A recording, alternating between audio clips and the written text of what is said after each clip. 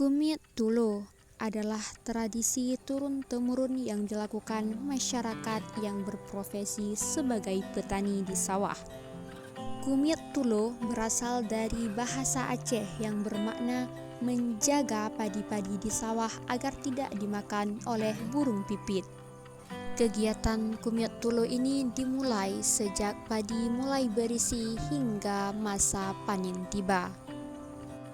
Selama menjaga padi-padinya di sawah agar tidak terlalu banyak dimakan oleh burung pipit, para petani akan beristirahat di rangkang.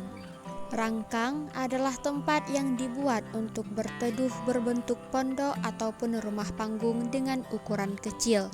Biasanya terbuat dari kayu dan atap rumbia.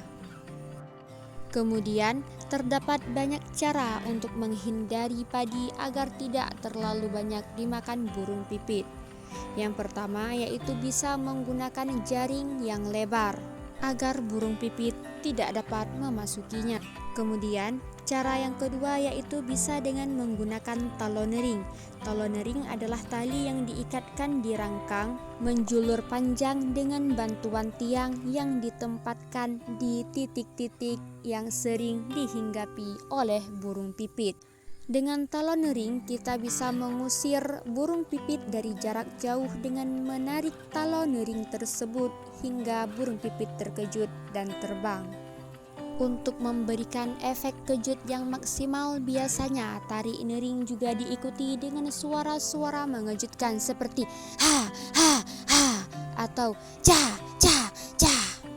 Yang ketiga, bisa juga dengan menggunakan pusu atau ketapel terbuat dari kayu dan karet, dan pelurunya terbuat dari tanah liat yang telah dibulat-bulatkan. Cara menggunakannya sangat sederhana, yakni dengan memasang peluru bidik dan tarik sekuat tenaga ke arah burung pipit. Para petani biasanya datang ke sawah pada pagi hari dan pulang ke rumah pada sore harinya.